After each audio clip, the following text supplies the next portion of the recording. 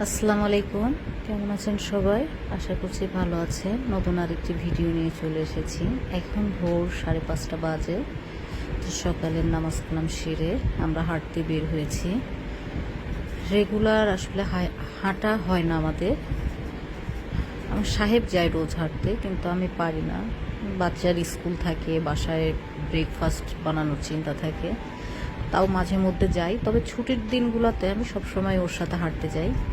তো আজকে মেয়েও এসেছে হাঁটতে, সবাই মিলে একটু হাঁটতে বের হয়েছি। সকালে হাঁটলে ভালো লাগে, মনটাও ফ্রেশ হয়ে যায়। হাঁটতে হাঁটতে ভ্যানের উপর সবজি চোখে পড়লো, তো কিছু সবজি নিয়ে নেব বাসায়।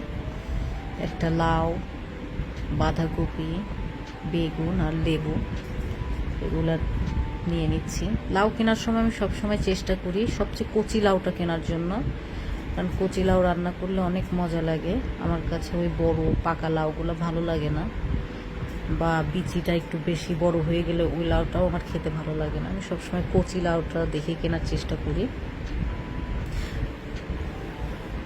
তো যাই হোক, আমরা সবজি কিনে ওখানে দোকানের কাছে রেখে এসেছি, কারণ দোকানদার আমাদের অনেক পরিচিত। আজ 10-15 বছর যাবত ওনার থেকেই খাই আমরা সবজিটা। মিনিমাম 10-12 বছর হবে, 15 বছর হয়তো হবে না, 10-12 বছর হবে।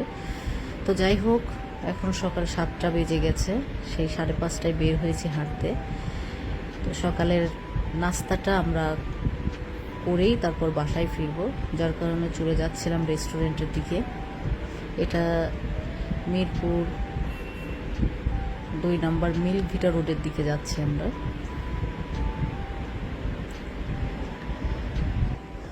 সকালে রাস্তাটা অনেক ফাঁকা থাকে, যার যার কাজে সেই বের হয়ে যায়। আসলে সবাই ব্যস্ত। আজকে মেয়ের পরীক্ষা ছিল না, যার কারণে আমরা হাঁটতে বের হয়েছি। এই যে আমরা একটু রুটি, ডাল, পরোটা নিয়ে সকালের নাস্তাটা সেরে বাসায় ফিরব।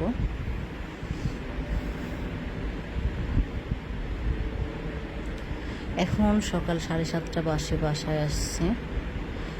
আমার সাহেব এসে গোসল করে চলে গিয়েছে অফিসে। তো ভাবলাম পলি থেকে সবজিগুলো বের করে নিই, না হলে গরমের দিন সবজিগুলো ঘামতে শুরু করবে। তো সবজিগুলো বের করে রেখে আমি মাঝে সকালে ঘর গুছানো, ঘর ঝাড়ু দেওয়া এগুলো করে নিয়েছি। তো এখন সকাল 10:30 বাজে।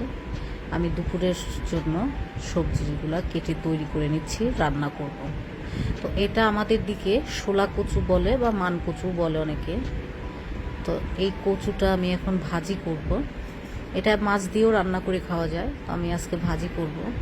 ভাজি করার জন্য আমি এটা ঝুরি ঝুরি করে কেটে নিব। আসলে ভাজিগুলো আমার কাছে ঝুরি করে একদম চিকন করে কাটাগুলাই খুব মজা লাগে খেতে। মোটা করে কাটা ভাজিটা আমার ভালো লাগে না। তবে আমার আম্মার মতো আমার এত কুচি হয় না। তো যাই হোক, এই যে এইভাবে কেটে নিলাম। এখন আমি এটা ভাজি করছি। আমি এখানে দিয়ে দিয়েছি রসুন, পেঁয়াজ, কাঁচামরিচ চিরা, আর সাথে 2-3টা শুকনা লঙ্কা। শুকনা লঙ্কাটা তেলের উপর দেওয়ার জন্য আলাদা একটা ফ্লেভার আসবে, খেতেও মজা লাগবে। তো আমি এটা ভাজি করে নিচ্ছি। এটা কিন্তু খুব অল্প আঁচে ভাজি করবেন, না হলে এটা পুড়ে যেতে পারে। আর পাশেই আমি চুলায় দিয়ে দিয়েছিলাম লাউ আলু দিয়ে ডিম রান্না করছিলাম। এখন দুপুর হয়ে গিয়েছে, আমি গোসল নামাজ সেরে দুপুরের ভাত খেতে বসলাম মেয়ের সাথে। তা আমি যে সেই কচু ভাজি দিয়ে ভাতটা খাচ্ছি। তো সন্ধ্যা হয়ে গিয়েছে, সন্ধ্যা সময় মেয়ে এসে এখন 7:30 বাজে। মেয়ে বলছে কি নাস্তা করবে। দুপুরে খাওয়া দাওয়ার পরে ওর পড়া কমপ্লিট করে একটু ওকে ঘুম পাড়িয়ে দিয়েছিলাম। ঘুম থেকে উঠলো, ওর ম্যাম এসে চলে গেল। তো এখন বলছে আম্মা আমাকে কিছু নাস্তা দাও। তো আমার চটজলদি নাস্তাটা কাঁচামরিচ পেঁয়াজ কুচি করে লবণ দিয়ে মেখে নিয়ে এখানে আটা দিয়ে পানি দিয়ে আমি গুলিয়ে নেব। এই নাস্তাটা আমার খুব ভালো লাগে। আমাদের গ্রামে এটাকে চাপড়ি পিঠা বলে, মরিচ পেঁয়াজ তেল দিয়ে তৈরি করা হয়। আসলে ছোটোর সময় আমরাও এরকম খেতাম। এই চাপড়িটা আমার কাছে অনেক ভালো লাগে।